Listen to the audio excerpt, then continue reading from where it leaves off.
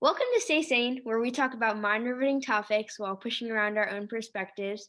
And today we have our guest, Mrs. Ali. Hi.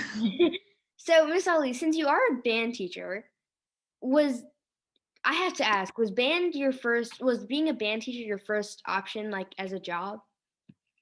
No, I actually didn't think of becoming any sort of musician or doing any path that led towards a career in music until I maybe was in the latter part of my junior year of high school. Wow, really? And it ended up being a good idea that I didn't. But before that, I was pursuing a possible medical degree. So I don't know if that was, I can't remember if I had thought doctor or some sort of specialist or just an RN in general. But it ended up being a really good choice that I didn't do that because I later realized that I have a vasovagal reaction where I faint if I see a lot of blood. So Mm. it worked out the way that they were supposed to work out. I mean, my parents, they wanted me to become a doctor for a while. And then when my brother kind of declined them, they were like, okay, it's okay. We'll just kick that out of there. But I knew that I was not cut out for a doctor. I don't have like that reaction that you have, but man, I just get scared because I Yeah. remember we were watching a TV show all together and as a family, and it was like a shark in that came in. It was like um I don't know, my mouth's gonna trying to say Shark Tank, but I know it's not Shark Tank. But it was something to do with like sharks, and then it Mhm. was the man dove in the water and then the shark tore him apart. And it was just like Are a you talking about Jaws? oh, I think it's Jaws. I think it's Jaws. Well, Yeah. there's been a lot of shark movies, so it might not be Jaws, but yeah, that essential plot point of Yeah. water and then you get eaten. Yeah, and I remember I could not handle it at all. And we had to like go to the bathroom and I had to throw up. It was it Oh was my gosh, so you actually had a major reaction. yeah, and I wanted a medical. I thought about medical pursuing and that type of degree just because I really wanted to care for people and I found passion in trying to help people. So that was kind of my inspiration for it. But I found that I could help people through a different career path. It didn't necessarily need to be something that was medical or medically yeah, I mean, based. I was gonna say you could do like a business that could help other people as well, and there's a lot of different ways to kind of contribute. But Mhm. why did you like pick a band teacher? Why not like a musician? Why not like a professional musician? Why a band teacher? I think my original thought was to go into music of any type. That was kind of where the dream started. And I was at that point, my junior year, I had started taking private lessons with a flute teacher that was in Richmond, and that was about 30 minutes from where I live. So we would travel 30 minutes once a week to go take lessons, and she just was such a understanding. She was really kind. She was only a flute player. I think she might have had background in piano, but mostly she taught flute. And I just really liked her ability to connect with her students and really meet them where they were. And at that point, I can look back and I didn't really have everything together. You know, my viewpoint of the world was so small, and she just was so genuine and just empathetic to everyone that was around her. And I just kind of loved that idea that you can have a really close bond with an educator or someone like a mentor. And so through that, I was able to develop my skills as a musician. And so I thought, man, maybe I can do this because I really enjoy this activity. I really enjoy playing my instrument. And then as I got into my senior year of high school, I decided to really zone in on education and becoming a band director. Um, and there was an option briefly where I thought maybe I would do like elementary general music and be an elementary school music teacher, or maybe I would do college directing where I would be running the bands and ensembles at a college level. But it was a few years into college that I realized that I really had a passion for starting students on instruments. So I kind of found my place in middle school. I mean, yeah, definitely. Because you were the first teacher I had, and Mhm. going into middle school, I expected the previous teacher that was there because my brother had him. So I was like, Mhm. okay, I'm really gonna. I mean, I heard a lot of rumors about him, but I knew like, okay, I mean, he liked my brother. I'm okay with that. Like, I'm gonna have a good teacher. Yeah. And then I met you, and you were completely different than anything I had imagined. Oh, And wow. yeah, Yeah, Mr. Smith he was really cool. I really like him. He actually has become a bit of like a teacher mentor to me just because he has so much experience and so many years that he's taught. mhm, But our teaching styles sometimes overlap, but I think with every teacher, they're so different. yeah. I mean, um, for you, I mean, you connect with your. I think that you connect with your students really well, because I try. well, I mean, you make it so easy because it's just like an easy communication barrier. There's no barrier, in fact. So just was crazy to me how like different. I thought I was gonna go into something, but then I met something totally different. Oh, So that's awesome. Yeah, I mean, I think that the biggest thing for me as a teacher is that I want my students to be good players. So I'm going to push hard when it comes to learning the material, and I'm going to hold them accountable when they have their moments of laziness or just self-doubt. I'm definitely going to hold them accountable for that, but it's also an activity that should be fun. Playing an instrument is fun, playing in a group is fun. The opportunities you get with that are fun, and I just want to be a part of that. yeah. And when you were growing up and when you were in middle school, did you I know that right now you can play a lot of different instruments, but did you have like one particular instrument that you connected to?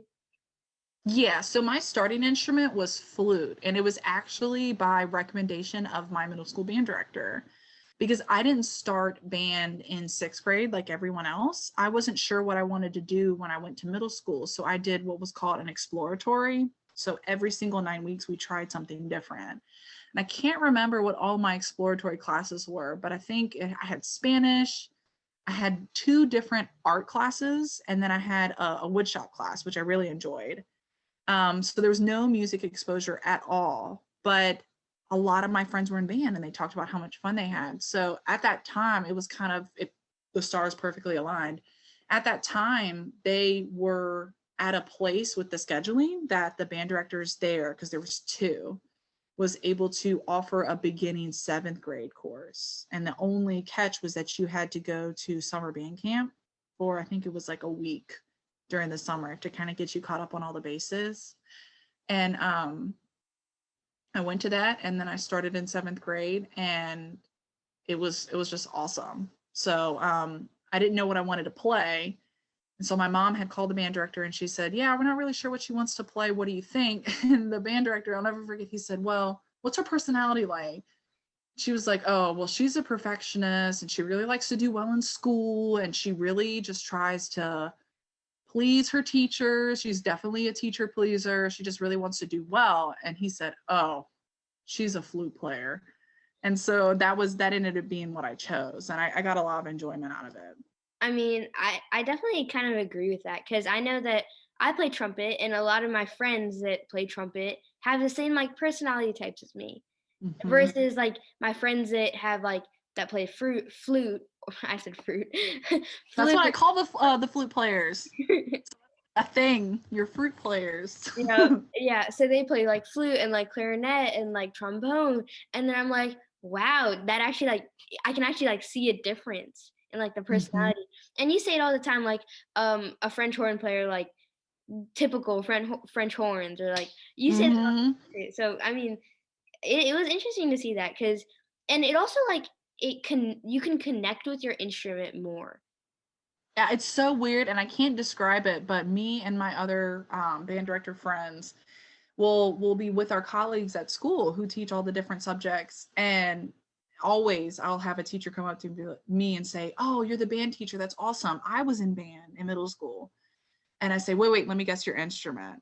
And if I know them, I'm usually correct. And they're like, "How did you know that?" I was like, "I don't know. It's a personality thing that tends to go along with the instruments." Yeah, because Well, for one, I think it's because, well, flutes, they have like a really like mellow, soft, like beautiful sound. Well, all instruments do, but like, Sometimes it depends on the range that you're playing in, but yes, okay, I can see what you're saying. yeah, it's like a feathery noise when I hear it, feathery sound. So I feel like Mm-hmm. that's like the type of personality trait that's kind of like related with them. Mm-hmm. Versus like trumpets are like loud, enthusiastic, outgoing. Versus a flute might be an introvert, and a trumpet might be an extrovert. So I mean, Mm-hmm. it's not like correct, like it's not exact, but it can fall in that category. So I know, Right. You're not boxed in, but more often than not. yeah, yeah. And were did you like did you play multiple instruments throughout your entire career, or was it mostly flute? Oh, I actually really struggled in when I was taking private lessons and we decided that I was going to major in music. The person that I took private lessons, it was her and her husband were both musicians. So she taught mostly flute, whereas her husband taught the rest of the woodwind instruments. And he was a bassoon player, but he also was a pretty good pianist, much better than the woman who taught me flute. And so to prepare me for college and some of the classes that are required to be a band director or to be a music major, he thought it was good for me to start learning piano. And that was the worst thing ever. It's people who are good at piano had to have started at a really young age, but I'm sitting there 17 years old trying to learn the piano, and I just found it so difficult. And it's still something I struggle with. But I'm at the place now confidently that I know if I just spent time with it, I would get better. So that's kind of the cool thing about going through the degree process, no matter whether you're a music major or not. If you go to college or you go to some sort of trade or specialty school, it's really cool to get that confidence of it's okay to try and fail because as long as you keep trying, you're going to get better. And so I eventually found that out, but man, those piano lessons were the worst, and I didn't know what I was doing. Trumpet is the only instrument I play, and I remember. Well, I think I've told you this story before, but a few weeks back, I think a month or two actually, I tried out for like an audition program. I think it was like YCO or something, and Oh, yeah, and I didn't make it because I I I was already past the deadline to sign up, but I oh, got okay. my way into it because like I emailed the director and I was like, I mean, I can prepare, it's okay, I can do it. And then she's like, yeah, of course, sure. And it was like 2 days before the auditions, I had to send a recording piece, like a recorded piece, like one that was like both of the recorded pieces have to be like different styles. So Contrasting. Hmm. so I had to give them both to her the next morning. And I needed to find it. I needed to play it well. And they can't just be like really easy pieces. No, they need to show like my technique. So I Right. ended up doing it at 1 in the morning. And I remember it was me playing all day. And trumpet, it like requires a lot of like lips strength. Yes. So I was there and I remember I drank hot water and I had to take like breaks every 5 minutes. But in those breaks, I would be like, this chord or this button, this button. Okay, I got it, I got it. Yep. And it was oh my God. It Oh was my gosh, why didn't you tell me? That's like my job. I can definitely help you prepare for outside auditions. but the thing is, it was Monday. The audition was Mm, Monday and over the weekend I had to prepare for it. So I emailed her like Friday at 6 p.m. Yeah. okay. Yeah. Or I was Well, in the future, because I know something that I like to start in seventh grade for you guys with intermediate band is I like to get you guys familiar with playing solo work. Mhm. Bunch of solo books in my office. And so that gets you used to the concept of preparing things on your own, even though it might be a little bit on the easier side at first. But once you get used to kind of, okay, I'm alone, this is only meant for me to play, then I can throw some more challenging things. So next year, we'll keep this in mind if you wanted to try again. Yeah, I mean, definitely. I was there's actually an audition sometime in like May, June, and I was actually like, Mhm. because for the I didn't know any of my major scales. Like I knew like a C major and an E flat major. That's all I knew like off the top of my head. Mhm. So I needed to learn 10 other scales, memorize it, be able to play it well, and if they call Mhm. out like a scale at the spot, I needed to be like, okay, and I play know what it. buttons to press. Yeah. Yep. So, man, I know all my scales now. That's the good thing that came out of it. But it was Yeah. definitely it was definitely an experience. So now I know. Now I know. Yeah, it's such a shame that last year ended the way it did, because typically the end of sixth grade, I have you guys learn at least the first 6 or 7 scales. So then you get into intermediate band, you start having quizzes early in the fall, and we kind of brush up on those. And then I start slowly teaching you throughout the year the rest of the 12 major. And of course, we touch on minor and those types of things. So COVID put a little bit of wrench in those plans, but we're going to hack away at it. So you'll Yeah. get a review of it anyways. Yeah, but when I was like preparing for my audition like the night of, I was obviously like pretty upset because I was like, wow, I can't play this. I've tried to record this like 10 times. I can't do this. So, Mhm. I mean, something that I really really got out of it was definitely like perseverance because even though Mhm. it was hard for me to do, I kept playing it because honestly, it was hard, but I just loved the music so much. I love playing trumpet. And I Mhm. remember the very first time I played trumpet at all. Um, actually, it was my choice was between trumpet and trombone. And Mhm. honestly, I think I remember that. yeah, and I'm really glad I picked trumpet because I cannot imagine playing trombone because I thought it'd be Trombone is so acrobatic. yeah, because I remember it was this girl in sixth grade, and she was sitting on the other side of the classroom, and I would just look at her, and she would be like boom boom boom boom, and I'd be like, "What? Yep. How are you doing that so fast? And I can't even play buttons that fast." Yeah, it's crazy. But trombone is a fun instrument to play. I thought about switching you to a lower instrument because you had really strong low notes. I do remember that. Mhm. And I asked you, I said, hey, do you want to switch to a lower instrument? You're like, no, I tried it out. I'm good. Yeah. And you just, that idea of perseverance, you could see in your personality, which was good. Yeah. Okay, this is a really really funny story, but my like crush at the time played Hmm. euphonium. Hmm. And I wanted to play. I tried out for euphonium The because, things that we do for those who we have crushes on. Oh, and I remember I told my friends and everybody, and it was a big. It was like a big like story with like all the trumpets and the flutes in our section, and it was the funniest thing ever because I. I only liked him for like a week or so, but like I was like, oh my god, he plays euphonium. I'm gonna play euphonium. So I tried it out, and I was like, I hate this. I'm playing like a sharp everything. So it was uh yeah, it's crazy when you change, when you're in a different key center mhm, because it's concert pitch. mhm. Yeah, everything changes. Yeah.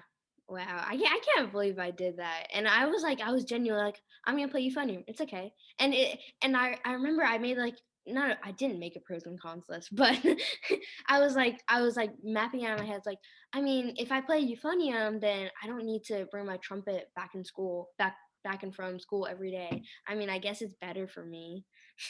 That's a pro. But the thing about euphonium that's cool is that the parts get really, really interesting as you get into harder music. The only drawback about euphonium is that it could take away your ability to play in certain ensembles. So you tried out for YCO, which is based off of a symphonic setup. And so they don't typically have euphoniums. And then the same thing, you're in the jazz band at Moody. Mhm. There's no euphonium parts for jazz band. So it's cool in one way, and there's a lot of music that's really awesome. There's some beautiful solos that were written for concert band on euphonium. But to go along with your pros and cons, it could in some ways limit you in places. Yeah, I know. My brother plays bassoon. And Hmm. I mean, obviously he can't play in like jazz band, but I feel like he has a wide range of places or like Yep. bands he can play in.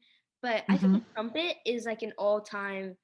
I mean, I love trumpet because it's I feel like it's so like easy. It's an easy instrument. It's not like easy to play, but it's really you can play in jazz band. It's not the structure of jazz band, but it has a lot to do. Like I'm pretty sure saxophone is a structure. It was like No, they're all equally important, but it's one of the 3 wind instruments. mhm. And there's only 3. You have the saxophones, you have the trombones, you have the trumpets. So it's so important to have all of those. And you want a really good trumpet section. Yeah, and I remember um there was a lot of events that like caused me to get like play trumpet, but Mhm. I found this piece on the internet and it was like so my brother he chose bassoon and my dad said my dad didn't want him to play actually because he said it looked like a cigar.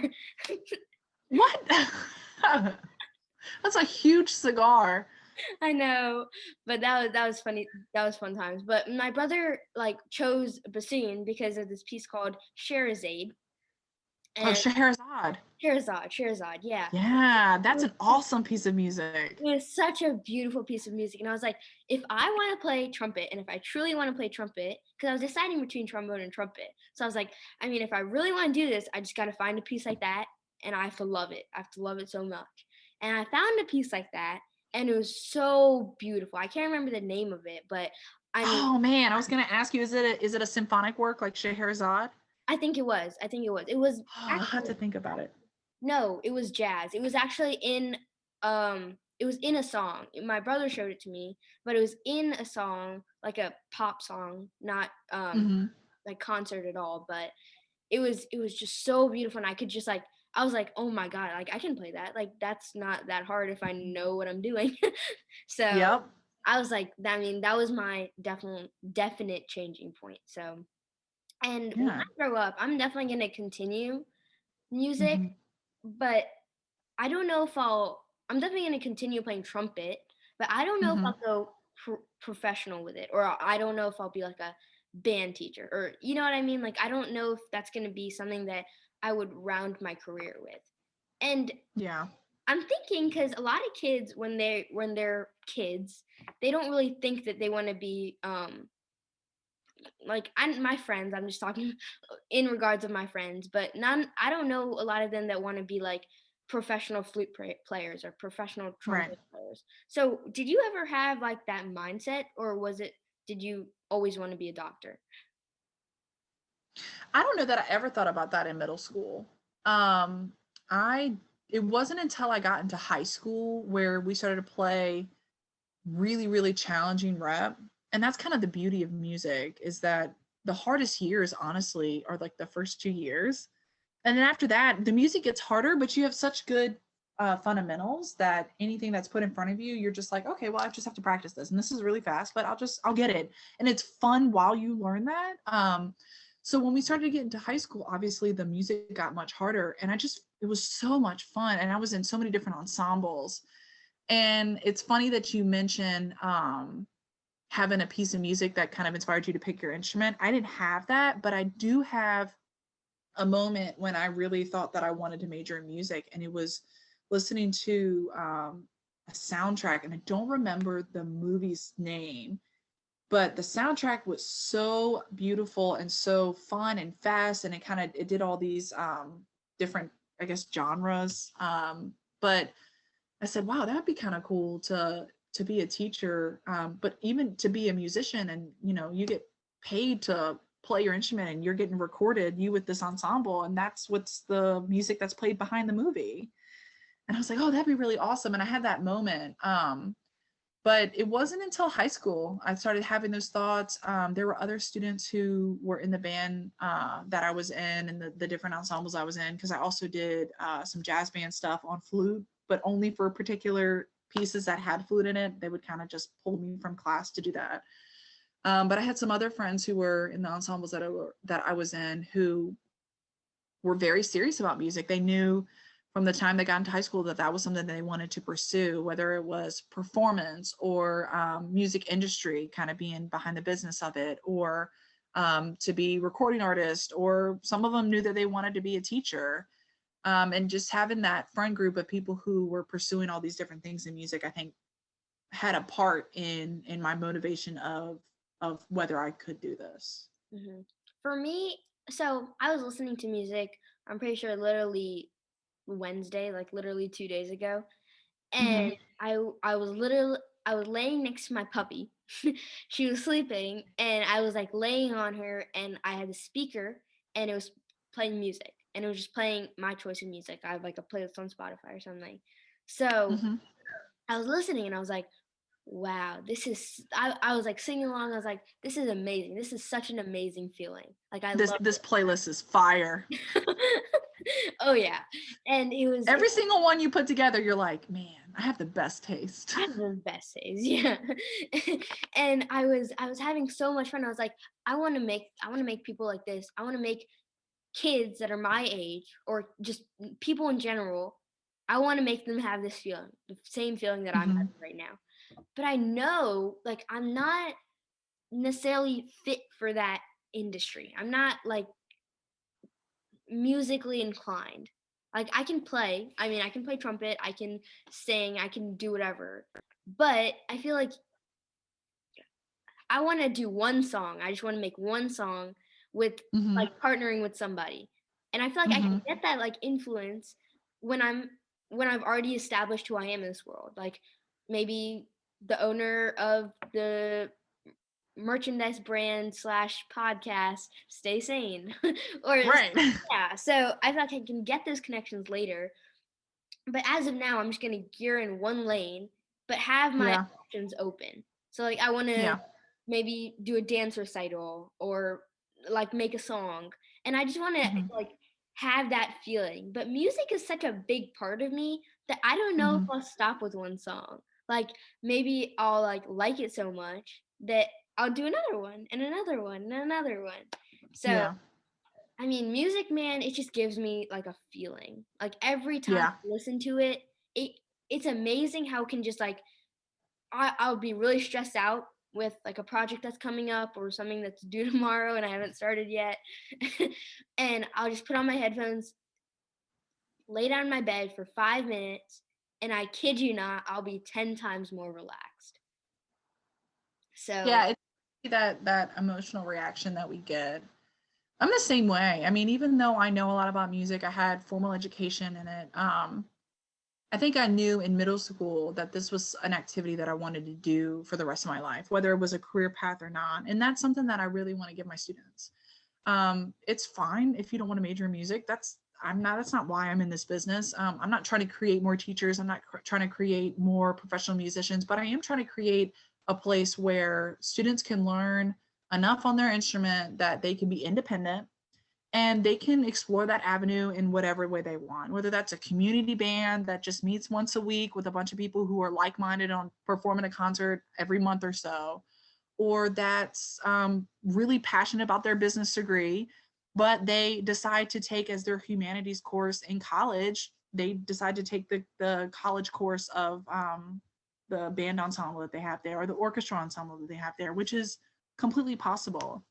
So I'm just trying to encourage, try things. I always try to get my middle school students to just try marching band.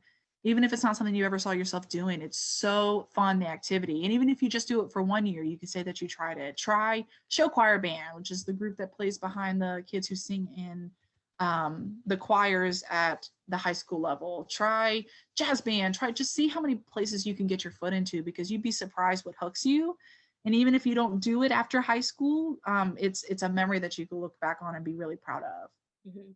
Yeah, one of my coaches, they say it all the time, but try things that, well, not necessarily try, but like implement things that make you uncomfortable, and then Mm-hmm. either you'll get comfortable with it or you'll kind of change to adapt that because maybe that's a good part of you that you want. Or Yes. yeah, so something that I've kind of understood, like whether it's in sports or whether it's in music, is I'll try new things, but if I'm not Mm-hmm. comfortable with it, and I know it's not right. So like Mm-hmm. I'll go out of my bubble and I'll be uncomfortable and I'll try jazz band, I'll try YCO, and I'll keep trying. But at one point you kind of know this isn't right. Like I'm doing Mm-hmm. something wrong. This doesn't feel right. Whether it's I'm throwing a softball and I'm like, no, my arm hurts, but it's uncomfortable. Okay, let me keep trying it. Let me see what I can change. No, this really does not feel right. I'm gonna hurt my arm. I'm gonna try something else. So Yeah. it's it's like a small like, and same thing with music. If I'm singing something and I'm playing something and it's like it doesn't feel right in the back of my head. Like maybe I'm playing trumpet 2 in in one of our pieces, then I'll play it and I'll be like, that seriously does not sound right. That seriously does not feel right to me. And Mm-hmm. maybe I'll play something else. But then I'll realize what I played that was uncomfortable was right. So now I Mm-hmm. need to change to be comfortable with that. So there's two different like parts. But Yeah. when I like it, then I feel comfortable from the start. So I know that's something that I love, like athletics, something I feel passionate about. When I go play basketball or something, I'm really good at it. And when I'm good at it, it just makes it a lot more fun. Yeah. Yeah. Yeah. And But I, you're right about that growth mindset of sometimes the only way to grow is to put yourself in situations that aren't comfortable. And then there's a branch where it's like, okay, this is uncomfortable because I'm doing it wrong. But hopefully there's a place where it's like, this was just uncomfortable because it's not familiar. And now more familiar, this is really fun. yeah. And I've kind of like, it's not an amazing thing to have, but I know that if I go into something and I'm not the best one there, it won't be fun for me to begin with. And that's kind of like the uncomfortable state. But when I get better and eventually I know that I'll push myself enough because I'm just that type of person. I'll push myself enough to where I am the best one there or I'm one of the best ones there. And that just Mm-hmm. makes it comfortable for me. So, It's interesting mhm, because you have kind of two sets of leaders. You have the people who lead from the background, and then you have the people who want to be upfront leading. So I don't know, I feel like I've seen both of those situations for you. mhm. So I wouldn't limit myself to only having to be a leader from the front because I think that you have a long suit in both or a strong point in both. Yeah. So that was definitely something that occurred to me because Mm-hmm. even when I'm playing in sports, I mean, sports and music to me are like really like side by side. Yeah. Because I mean, I have to give credit to my brother on that, but music was really kind of passed through to me from my brother. Okay. So I wouldn't really understand like R&B, pop, rock, um, rap, and different genres without my brother because I would have just Wow. thought rap was a bunch like saying a bunch of words. It didn't really have a flow to it. But then when I Mm-hmm. listen to it now, I kind of understand it. Like I'm like Yeah. this makes me feel a certain way and I like it. And I Yeah. can't describe it, but I like it. I love rap. I like trap music. It's all because I understand like the context of it. A lot of it's just like super rhythmic based. And so that's fascinating to me because sometimes the only problem about having a formal education in music is you tend to dissect things that you hear. Mhm. So a lot of times, oh, what meter is that in? Oh wait, what was that rhythm? So I like end up like hearing it and I'm like, okay, and I try to figure it out. Mhm. It's fine most of the time, but sometimes it's like, man, I just want to listen to a piece of music and not think about it. I just want to just like have it wash over me. That's actually really cool because in the beginning, when I started to listen to music, I did not like care about any of that. And then as I Mhm. play trumpet and I understand that, I'm thinking, oh, what's in the background? A drum? Oh, what's in the back? Is that a trumpet? Oh, I play trumpet. Is that trumpet? So, Mhm. but when you do listen to music, and does it make you pickier that you have such a, does it make you pickier because you have an education on it? So maybe. Not always. The only thing that I sometimes will get picky about, and it could be any, doesn't matter what the genre is, because I don't like to limit myself to say I don't like that type of music, because sometimes there's that type of music I do like. It just depends on how it was made. Like the common one is country. A lot of people are like, I don't like country. And I would agree for the most part. A lot of country I don't like. But there's some really older versions of country I like. I just like the style, I like the feeling, or whatever they're going for. But the only thing I get super picky about is when there's something annoying about it, and I can't always place it. Like sometimes it's just really repetitive, or sometimes to no fault of their own, I just don't really like the tone of their voice. Um, and it's not anything about that particular artist, just sometimes whatever the song is, I don't really care for it. But more often than not, there's just something that's just bugging me. And it could be that it's just really repetitive, that they keep saying the same thing over and over again and they're not really going anywhere with it. Um, but that's not a hard and fast rule because there's some pop music that comes out that plays on the radio that is really catchy and it's very repetitive, but I like it for some reason. And so that's kind of the emotional part of it that, yeah, my formal education tells me that this is really simple and there's not much going on. And you probably should go for something that was more classically based or romantically based, or some of the older music that was written for symphonies and concert bands. It has just a ton of meter changes and a lot of different chords and it's really interesting. Or jazz music. Like I know I should like those things, but I like pop music. I like rap. I like things that sometimes have just a really cool thing happen in the background or in the percussion. And I can't tell you why. Like I just like it. Yeah. So for me, I don't prefer country. Like I'm not like a country Mm-hmm. person at first mind. But Mm-hmm. obviously there are exceptions, like you said. Like there's a song called One Man Band. I'm And not familiar with that one. yeah, I don't know. Yeah, I don't know if a lot of people know of it, but it's a really good song. And Mm-hmm. there's another one called Talkin' Tennessee. I don't know that one either. So that both of those are really like I like them a lot. And then Mm-hmm. there's another concept of I like bands, like a rock band or like the Beatles.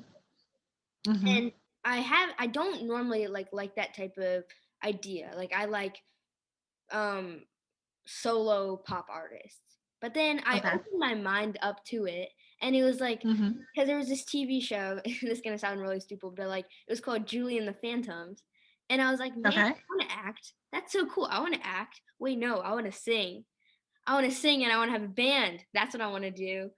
Yep. So I mean, had this as a kid too, but I wanted to do multiple jobs. Like I wanted to be a Yep. doctor, a scientist, a lawyer, an actor, like a mom, and I wanted to do everything possible. And honestly, it has not changed Yeah. because most kids they have big dreams when they're kids, and then when they grow up, they lose it because they want to do something more realistic. Mm-hmm. But not gonna lie, I'm a really idealistic person. Yeah. And I feel like that's why I connect with music so much.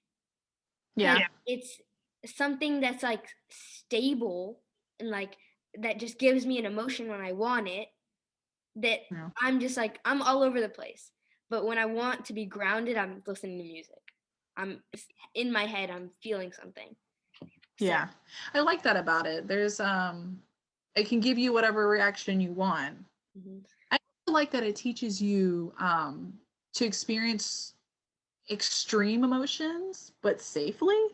So you can listen to a really sad song and just empathize with whatever the artist is trying to convey without actually having to personally feel that hurt. Mhm. So it's almost like reading books makes you a more well-rounded and understanding person. I would argue that music does as well because it could take you through so many different stories and so many different points of view that you get an idea of what so many different people and so many different backgrounds might be experiencing. And that's all safe. Like you don't have to get your heart broken to understand heartbreak because of what was displayed in that Lauryn Hill song. You know what I mean? Yeah. So, And I don't mean to like toot my own horn here, but when I feel like I'm one of the few kids that, not few kids, but like I'm one of the 12-year-olds that understand the feeling behind music. Because most of my friends, when they listen to music, it's just because it's popular or it's because they like it or they just it's popular. That's what most of my friends look for in music. And that might not be for everybody, but in the people that I have noticed, it's not they feel a feeling but they don't recognize it. And do they you feel like that's because you've been exposed to so many different types of music because of your brother and your family? oh yeah, oh yeah, because I've done Indian music. I sing Indian music. I've heard That's awesome. yeah, so I've heard a lot of different styles of music and it might not be true, but like I feel like I have a really good understanding of it. And it's definitely going Yeah. to increase in many, many times when I grow up. But as of now, like being 12 and understanding that my age comes with a certain idea of life, I feel like I'm a little bit more advanced in that sense. So it's just, It's definitely possible. I think that experience is sometimes the best teacher, but you don't necessarily have to go first person to experience it. mm, I think that's part of the reason I'm such an advocate for music education. I think that every student should get some sort of music education, even if it's not in a formal setting with instruments, just because you have to be exposed to different types of things to realize what you like. And I think that helps people figure out who they are. And I know you guys are all at an age where you're trying to figure out who you are and what you want to be. I remember when I was I remember when I was in 7th grade, we had to go and sit down with a counselor, every student in 7th grade, and tell them the 3 jobs we think we might want to have. And I remember getting so mad because I didn't know what I wanted to do. I had ideas about what I wanted to do. I had ideas that I wanted to make an impact. I had ideas. I had this one idea that I was like, all right, I'm going to be such an impact that I'm going to make it in history books. Like, that would be awesome. And I didn't know how to put that into words. And I got to my appointment with my counselor and I said, what do you want me to say? Because you're supposed to write this down. I also didn't understand where the information was going. Like, okay, you're just going to keep this on my card and it stays at middle school, like in your office, or does this is going to get passed along to my high school teachers to where they're going to want to push me in a situation of maybe signing up for a course that I'm not interested in at that time? Like, why are you asking me this now? And I just felt so much pressure to try to figure out what I wanted to do with the rest of my life because I felt like I was being forced to commit. And I guess I'm a little bit like you. I want to try a bunch of different things. Like, I don't know what I want to do, but I want to do something that's fun. I want to do something I get enjoyment out of, and I want to do something that involves just helping people. yeah. So in 5th grade, that happened to me. But it was like on the yearbook you have like a question underneath you because you're the one graduating, that like 5th grade was the one graduating. So it was like, Mm-hmm. what do you want to be when you're older? And I was like, why our grade? Because the 5th graders last year were like, who's your biggest inspiration? I mean, I could have answered that one easily. Why? What are you going to be when you're older? And I remember I was like, I'm just gonna put famous. I want to be famous. I want to Yeah. be. So I was like, when I grow older, I want to be famous. And everybody looked at me. They're like, what? What? And then I came home with my yearbook that was like signed by everybody after we got it.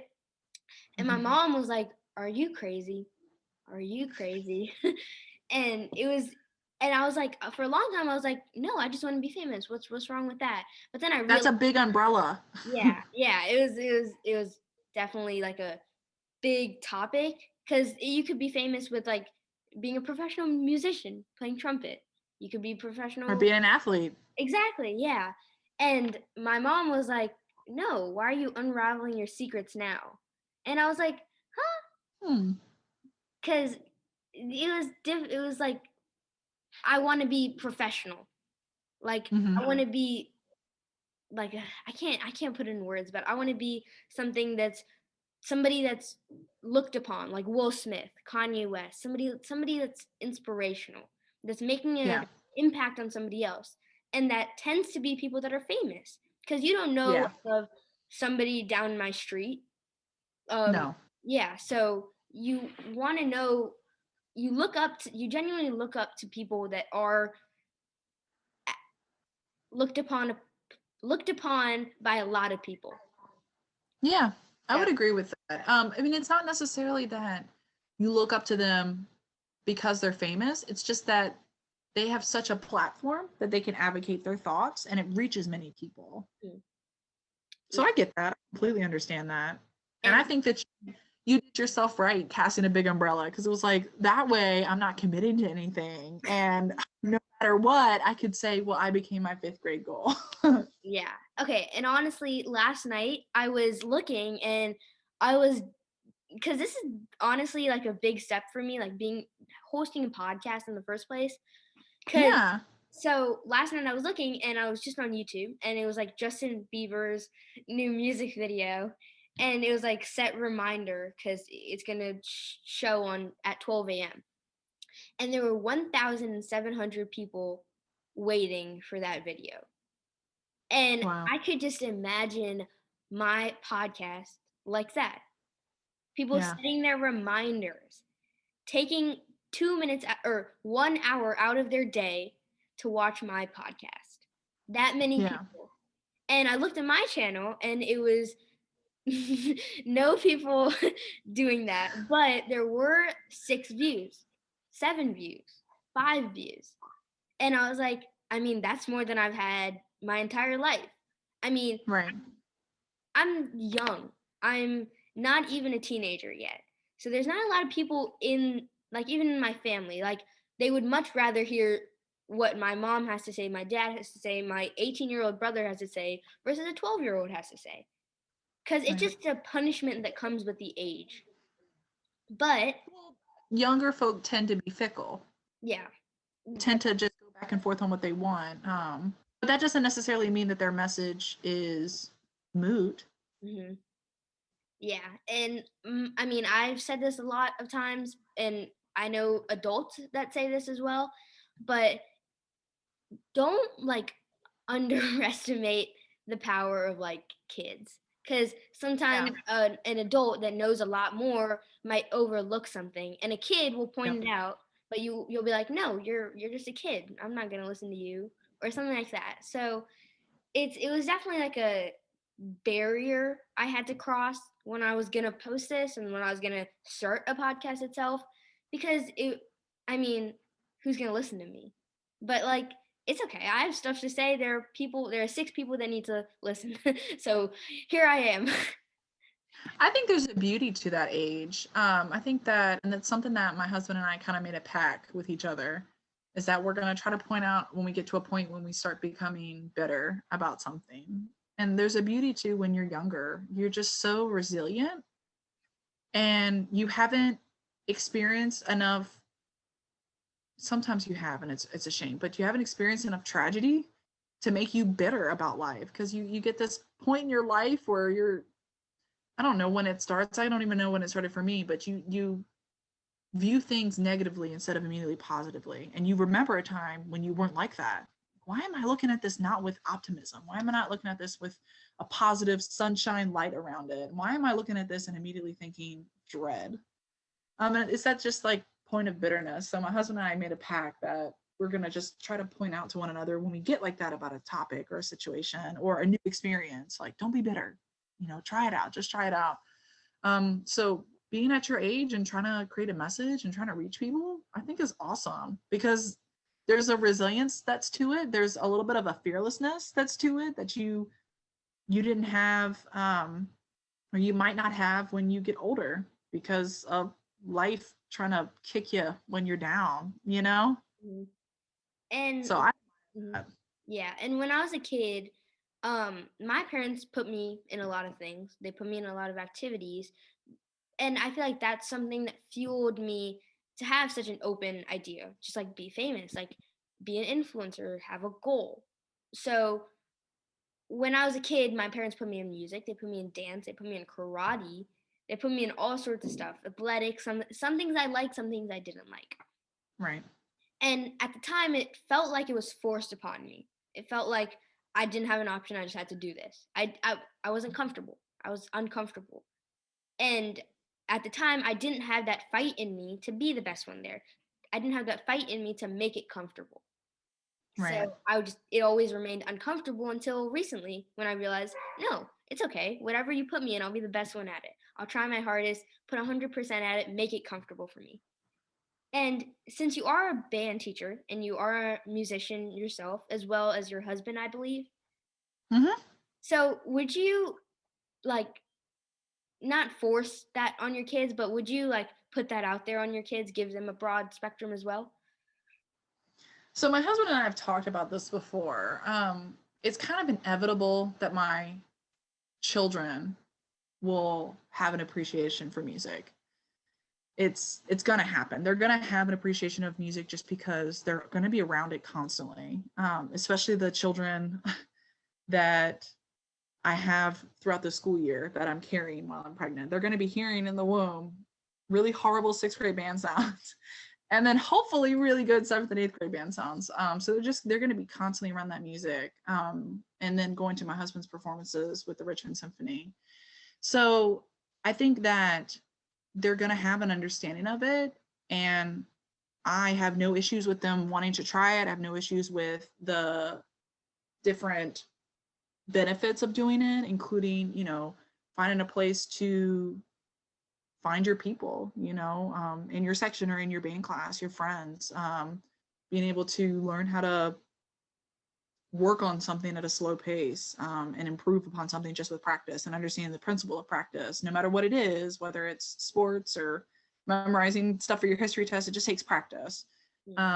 Like the different life lessons that music and learning an instrument can teach you. But my husband and I have talked, and we don't want to force that upon them. It's possible, I don't know how likely, but it's possible that maybe they will have a natural gift for music because they were around it so often.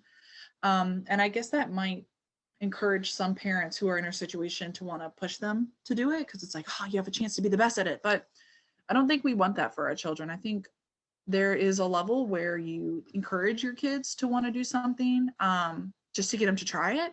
But then there becomes a point where they need to take the reins and want to push themselves on their own and develop that passion themselves. Because I find that when kids have their own choice and put their own thoughts into things, they're way better at it than when they're forced to do it past a point where it was just trying to get them comfortable with it. Of course, I'm going to force you to do things because it's good for you. You need to experience it. But if you're doing something year after year that you don't find happiness with, then I just feel like it takes away from your ability to find your own identity and find your interest. Yeah, I agree. Because one of the things that I've always liked is sports. And as a kid, I played it, and it was just natural to me. Like I was I was one of the best ones on the court, and that made me feel comfortable. So it was something that I always found like a natural talent at. And then at one point, it was not just my natural talent that's going to make me go big, but it's going to be my hard work. So, well, you said you played basketball, right? Yeah. What position did you play? I played point guard. So I was like, oh wow, okay, sweet. Yeah, and so I remember this one time it was a coach, and it was like a recreational team. So it was just like a YMCA recreational, but it was just a game, and we beat the other team really badly. But did they have to pull in the mercy rule? Well, no, they didn't. They didn't have it at the time. We were like 6 years old and like 10. Oh, okay, because that sometimes happens. So after the game, and it was just the season ended, so it would be the next season in the fall. And the coach tried to recruit me because I was good, and That's awesome. had like a natural talent, and I was like, "What? No, what? Thanks."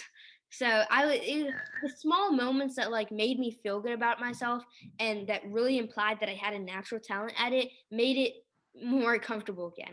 So this whole like music, uncomfortable, comfortable, I feel like it has more to do with you being a natural at it. Like if you want to be like passionate at it, and it needs to be comfortable for you, because you're not going to do something the rest of your life that's going to be uncomfortable. But at the same time, if you I just had this thought in the shower the other day, but like LeBron James, like I told you about this before, but LeBron James, like Bronny James, both of them play basketball, and LeBron James is such a resource. Like he's such a big resource, and being his son, I feel like it'd only be right and it'd only do justice to you. If you want to do sports, might as well do basketball. Might as well be great at because you have the master right there. Yeah. And like he didn't start when he was 2 years old. He can start you when you're 2 years old and make you greater than him. Yeah. So if you were a professional musician, would you force not necessarily force, but like, would you push music more into your kids, or would it still be the same? Well, my husband is a professional musician, and he has that idea that I talked about letting them choose what they wanted to do way more adamantly than I do. It's Mm. so funny because my husband, his parents were immigrants from Trinidad. So he's a first generation American in New York City, and they speak English in Trinidad. So there wasn't necessarily a language barrier, but there's a little bit of an understanding barrier because there's an accent.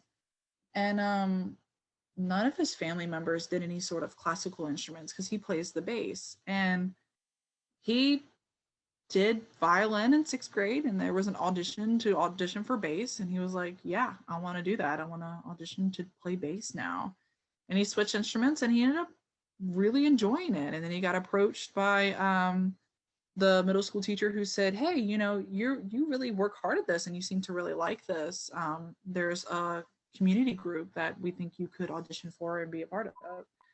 And then one thing led to another, and he ended up doing really well. He was actually in the Juilliard program when he was in middle school. Wow. Which they had a program for like they call it junior high. But and then he went to the Music Magnet High School, and he said, nobody pushed me in my family. Nobody was saying you needed to do this. I mean, he had musicians in his family, but they were calypso musicians. So if you're familiar with the instruments of Trinidad, they play steel pan. And so his uncle, I think, was the band leader, and his grandfather, maybe, I think, played tabla. And so there was influences there, and obviously there's an appreciation for music in his house, but certainly not anything that was classical or more concert based. And I mean, he just said, I got passionate about it in high school. I auditioned for one of the best uh, conservatories in the country. And he said, if I don't get in here, then I guess I'll be an accounting major at a different college. Like those are my two choices. Either I'm going to get into the best school that I can, or I'm going to become an accounting major at the best school that I can for accounting. Like I'm just going to do what I can. And he ended up getting in. And then he got to the Easton School of Music, and he said that he just dove right in. He's, nobody had to tell him, I'm going to practice like 8 to 10 hours a day. Like I'm going to win a job. I'm going to be a performer. I'm going to have a future in this. And he just says that some of the folks that he went to school with at Eastman, who might have been forced into music at a young age, some of them had the equal passion that he had, but there was others who didn't. They did it because they were good at it. And sometimes that crept in with their motivation to want to be in the practice room, and it ended up hurting them in some ways, even though they had that natural ability. So he, more than me, is like, no, we're not forcing our kids to do anything. If they want to do it, by all means, and we're here to help. But otherwise, who knows? They could use music as a base and become one of the best dancers in the world, or they could use the music and rhythm that you get from that to be a really good producer of music. So there's so many different avenues that you can explore that talent can benefit. Mm-hmm. So honestly, I feel like it kind of depends on the person, on the child as well. Because, Mm-hmm. so one thing that my parents did was they put me in a lot of different aspects that maybe they didn't do as a child. So my mom Mm-hmm. didn't do dance, she put me in dance. My mom didn't do music, she put me in music. But even when I was in dance, I wasn't the best one there. Like I wasn't good at it in any Mm-hmm. form or way. But I feel like my parents pushing me and my friends like putting that extra pressure on me made me do better. So, I mean, some people might not like it at all because there's pressure, but some people might like use the pressure. Yeah. So, it definitely, I think it depends on the type of person, the type of child. Yeah. Yeah, and you have to, that's the hard thing, especially when you have multiple children, is that one of them you have to push and then step back, and then the other one you could just keep, hammering in and say, no, no, go farther, go farther. And they might both hit that same place, but it's just understanding that because of the personality, one of them would rather get there on their own, and the other one would rather be pushed to achieve the same. Yeah, There's I no mean, mhm, right answer. yeah. So, I mean, I know that like even like working out. Like I work out better with my friends next to me, and they're like doing 50 push-ups. I can do 100 push-ups. They can do 100. Oh, really? Yeah. So I'm opposite. Really? I need to be in my own head because I look at working out like I do breaking down the technique of like an instrument. So it's so funny. Me and my husband, since we're musicians, we can look at a physical motion. We break down the technique. All right, this is exactly what they're doing. Like we were shooting hoops like 2 summers ago, and I kind of forgot how to do it.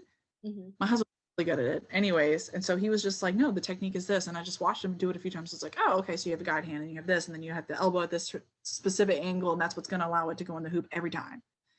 And so anyways, but with working out, if there's like an instructor, I like really try to study and do the movements exactly because I don't want to have an injury.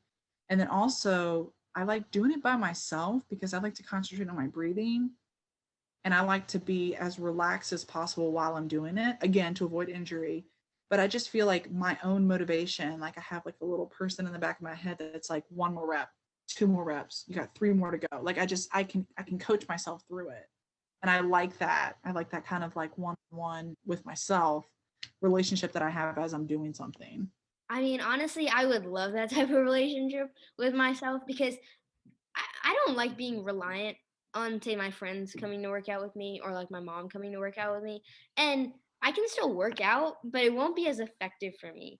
Like, because the same way you do with, like, say, an instructor's in front of you and you follow their technique or you follow what they're doing and use it for you.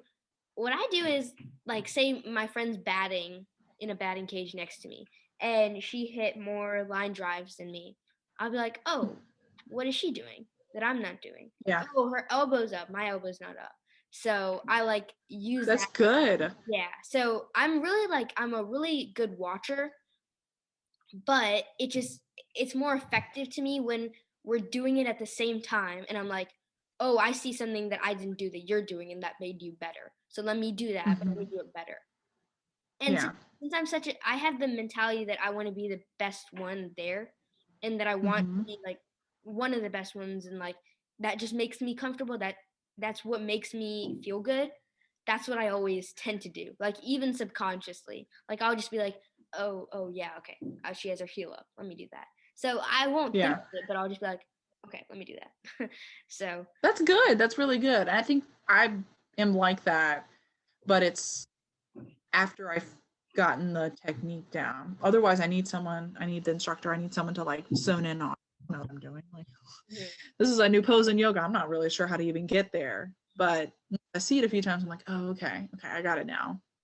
And I do what's natural to me first. Yeah, I do what's natural to me first, and then like maybe like changing the pitch up and down on a trumpet. Like I'll just be like, oh, I mean this is my first instinct. Let me do that. Oh, that's not right. So let me do something else. Right. So yeah. So I feel like we're a little different in that sense. Yeah, but there's nothing wrong with that. It's just a different way that our brains are processing things. Yeah.